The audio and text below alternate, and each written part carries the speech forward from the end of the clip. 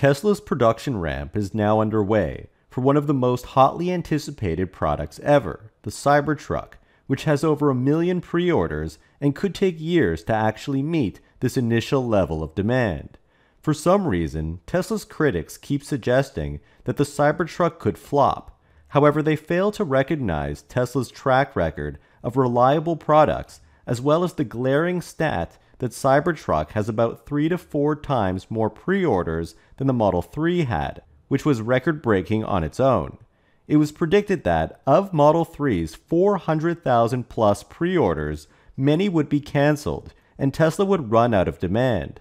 But in fact, the opposite has occurred, where, after the pre-orders were fulfilled, people still arrived in droves to purchase one of these vehicles, such that now millions have been sold.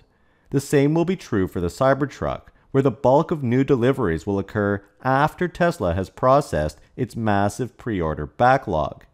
As a matter of fact, Elon Musk unveiled the Cybertruck in the same typical manner that he's done with other products before, completely downplaying the truck. The same thing occurred with the lackluster reveal of the Model Y years back. The Model Y. There really isn't any reason to push a product that Tesla literally won't be able to deliver on for the next couple of years. Elon Musk has almost purposely tried to anti-sell the truck, just as he's done in the past.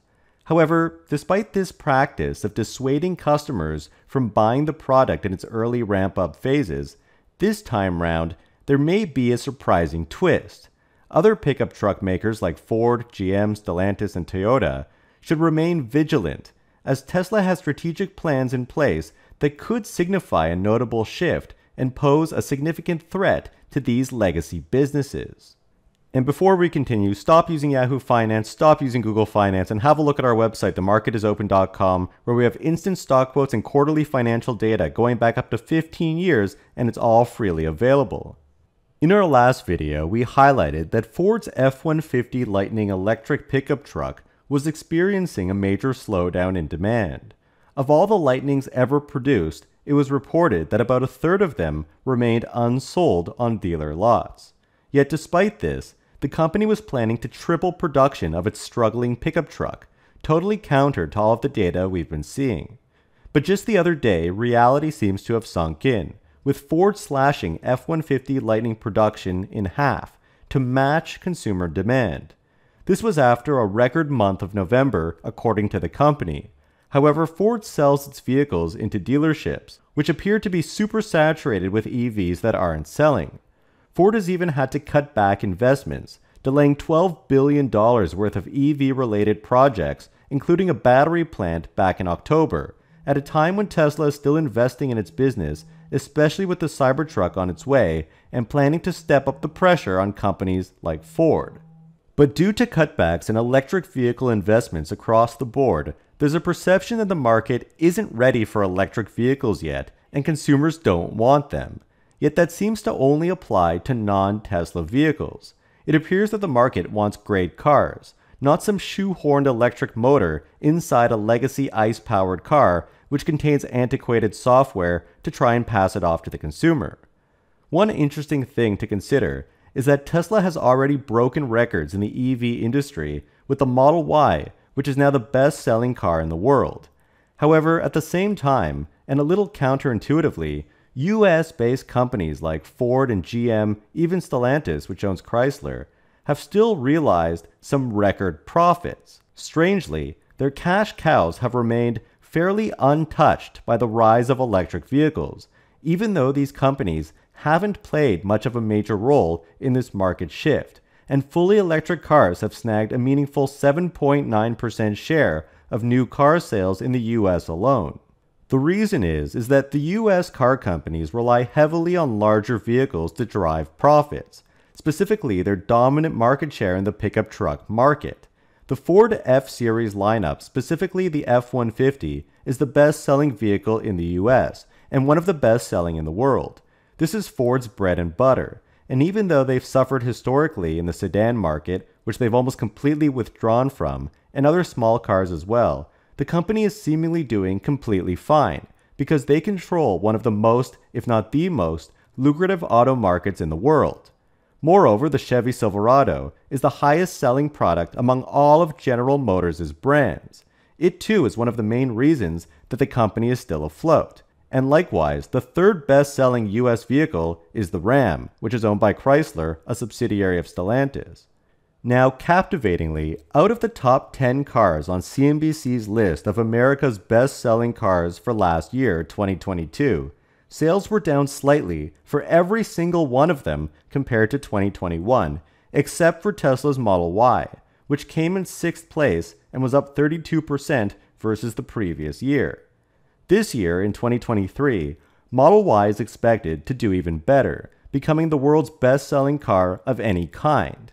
While there are other factors like supply chain, pricing, interest rates, etc., it seems like these other brands have all contracted in order to make room for Model Y to eat its way into the US auto market.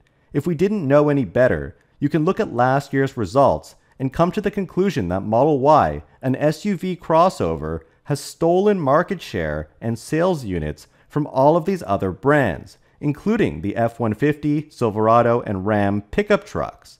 Yet the list in the United States is still completely dominated by these trucks. But what happens when Tesla releases its own pickup truck, just like they did, that now competes directly with the top 3 best-selling vehicles in the country? Ford CEO Jim Farley congratulated Elon Musk on the launch of the Cybertruck back when it was revealed in late November. However, Ford has the most to lose at the hands of the Cybertruck. It's ironic that Jim Farley just congratulated Elon on a vehicle that could sink his own company. Tesla even sent out instruction booklets to each major automaker, which Jim Farley confirmed receiving, on how to transition to a 48-volt vehicle architecture. This would be great for the industry and for Tesla, since it would reduce the cost of components if more people were making them. But it shows how much more advanced Tesla's technology has become relative to the industry because the company is willing to make bold bets on the future. Frankly, the Cybertruck production system is starting to look like the alien dreadnought factory that Elon Musk has envisioned, as Cybertrucks are starting to roll off the line at a seemingly rapid pace for Tesla for a vehicle that was just launched. Tesla executives Lars Moravi and Franz von Holzhausen were recently interviewed about how they've gotten a lot better at ramping over the years. Model 3 was a pain, Lars says. Model Y, no one asked about it because Tesla just did it. It was in the middle of a pandemic in 2020 and got derailed, and is now the best-selling car in the world just 3 years later by volume. They also just revamped the upgraded Model 3. 50% of the car is changed, and Lars states they ramped up again in just a couple weeks. So he says they're a little better now at ramp-ups, and they've learned from their production hell days. And so this hints at their confidence in the Cybertruck ramp-up, despite Elon Musk's warnings on the ramp-up being bumpy given all the new technology in this uniquely designed vehicle. However, this doesn't bode well for the likes of the US pickup truck makers, which have been caught flat-footed and are seeing lackluster EV sales, causing them to rein in EV projects. In a recent interview with General Motors CEO Mary Barra, she was asked how did Tesla get so big in EVs despite starting from scratch, whereas GM and Ford and Chrysler have been around for so long. She responds by saying that GM started with the EV1, which was perhaps ahead of its time, and then never stopped working on EVs. They made the Volt and the Bolt, but Mary Barra does give credit to Tesla for staying committed to EVs. But now Tesla has helped the EV market, and now OEMs will bring new competition. Part of the problem is that GM did stop working on EVs for at least a decade, if not longer, and electric vehicles have only ever made up a small portion of their business, given that their focus has really been on gas cars. But right now, Mary Barra actually seems to be setting the company up for a failure scenario. At the end of last year, GM closed a $2.5 billion loan with the US government for a battery plant joint venture, taking more government money after its well-remembered bankruptcy in 2009. Will they ever have to pay back this loan if anything happens to the company again in the future, or will the US bail them out? On top of this, GM just recently announced a record $10 billion stock buyback. This should resonate with chills and late-stage company vibes, as we've seen plenty of companies buy back shares just before major downturns and disruptions to try and prop up their declining share price, and then later on run out of cash resources because they've spent all the money on their worthless stock. Of course, a buyback should signify confidence, but a better use of the cash may be to invest aggressively in EV infrastructure to secure the future of the company, which is currently in question. It appears that Mary Barra doesn't realize that Tesla's Cybertruck is targeting GM's best-selling product, or she believes that US taxpayers will once again have the company's back. Now, it seems like Tesla is actually trying its best to help the other automakers out. No other company has ever opened up all of its patents, its infrastructure, in this case for supercharging, and delivered brochures to all of their competitors to help them advance their technology and compete against themselves. Elon Musk appears to see where the industry is headed, and it may not include some of these other OEMs. Fascinatingly, Elon Musk may have subtly warned other car manufacturers at the Cybertruck event. The way he introduced the Cybertruck was almost identical to the way Steve Jobs first unveiled the iPhone back in 2007. Back then, Jobs declared that every once in a while, a revolutionary product comes along that changes everything. He proceeded to say that Apple was releasing 3 different products: a widescreen iPod with touch controls, a phone, and an internet communicator. It turned out that this was all part of the combined package, which was the iPhone, a product that was literally laughed at for its high price point, but indeed changed and later dominated the entire industry.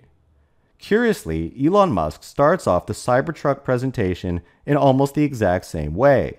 He says, "Once in a while, a product comes along that is rare. Once every 5 to 10 years, something really special, a really unusual product comes along."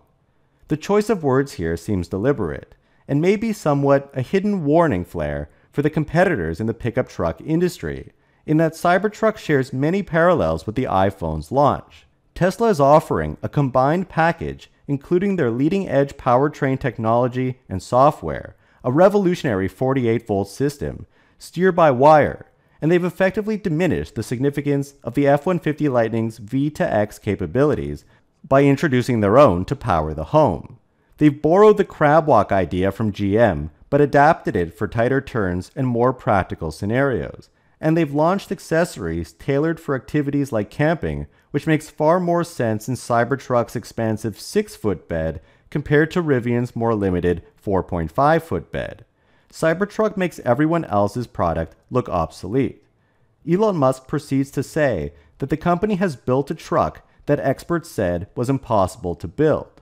Similarly, few believe that a high-priced phone would be able to survive in the competitive flip phone market. And so the legacy OEMs, including Ford and General Motors, who have rested on their laurels for decades, have now been caught off guard.